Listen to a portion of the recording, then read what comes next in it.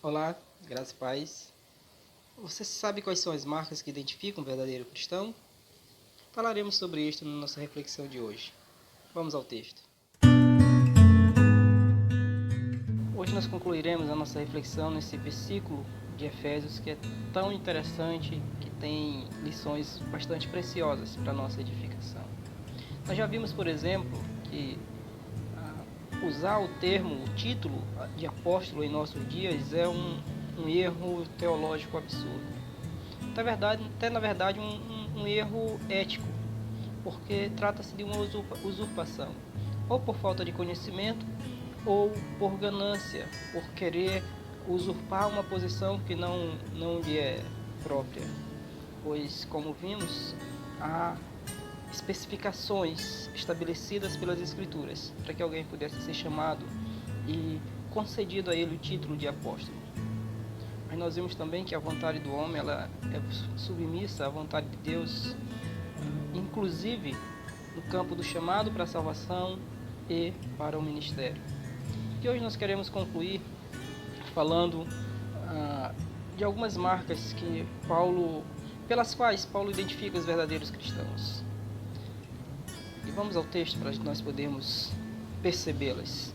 Diz assim: Paulo, apóstolo de Cristo Jesus, por vontade de Deus, aos santos que vivem em Éfeso e fiéis em Cristo Jesus. Paulo aponta aqui pelo menos 3 marcas que identificam os verdadeiros cristãos.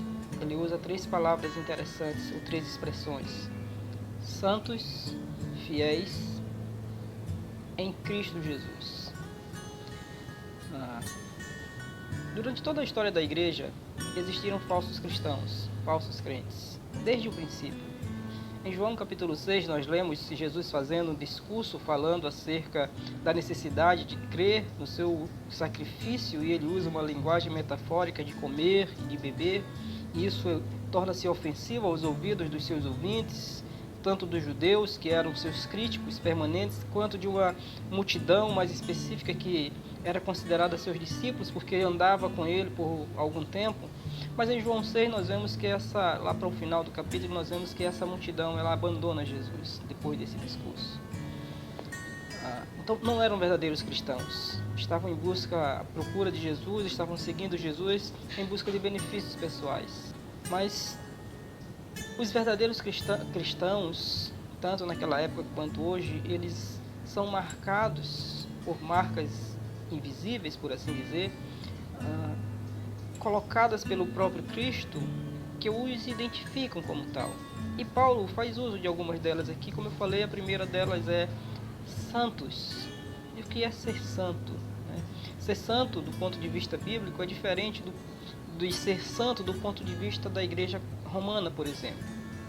Na igreja romana, ser santo, para uma pessoa ser considerada santa, é necessário que se comprove milagres que eles tenham feito, e assim por diante. Alguns outros critérios são estabelecidos, e quem determina se essa pessoa é santa ou não é o Papa.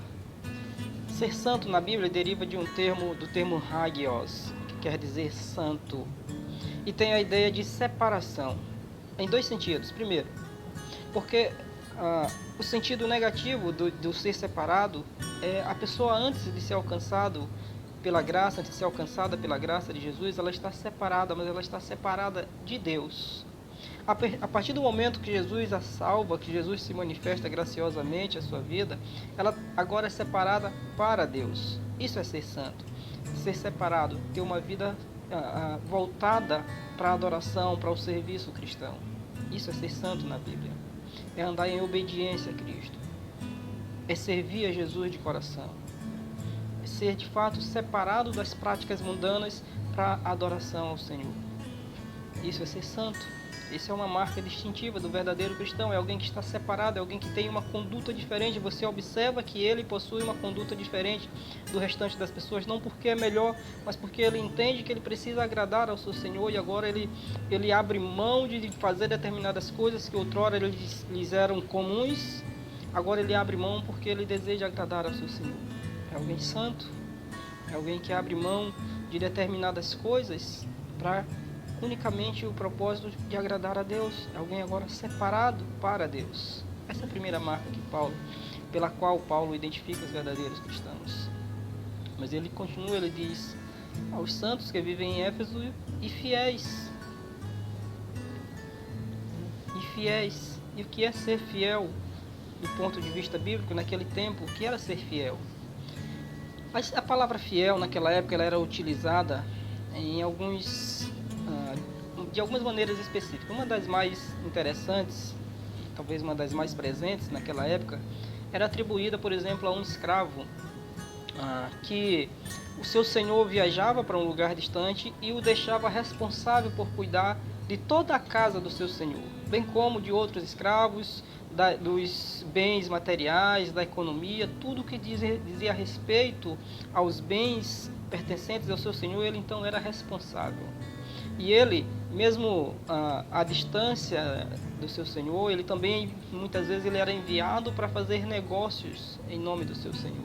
E ele desempenhava essa tarefa de maneira magistral, de maneira confiável.